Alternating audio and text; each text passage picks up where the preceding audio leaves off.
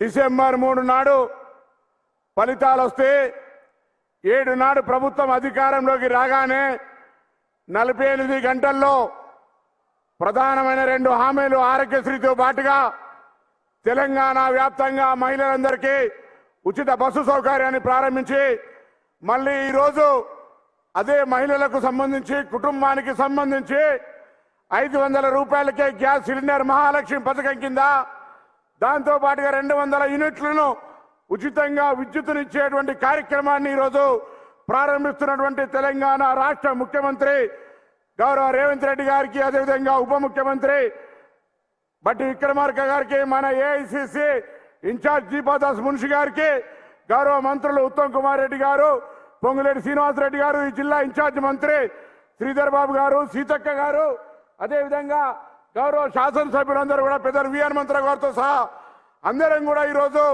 ఈ కార్యక్రమాన్ని లాంఛనంగా మనం ప్రారంభోత్సవం చేస్తా ఉన్నాం. కానీ మన ప్రభుత్వం ఏర్పడ్డ తర్వాత 4 రోజులు కూడా గడవక ముందే ప్రతిపక్షాలు విమర్శలు ప్రారంభించి మన ప్రభుత్వాన్ని అపశకునాలు పెడుతూ ఇది ఎక్కువ కాలం కొనసాగదు అనే మాట తాపక కూడా అక్కడో ఇక్కడో మాట్లాడుతూ ఉన్నాడు. వాళ్ళకి వేదిక ద్వారా మీరు అందరం కలిసి హెచ్చరిక ఇద్దాం. కాంగ్రెస్ ను ముట్టే ధైర్యం ఉంటే మాడి మసైతారు నా కొడక అనేటువంటి మాట ఇవాళ చెప్పాల్సిన అవసరం ఉంది.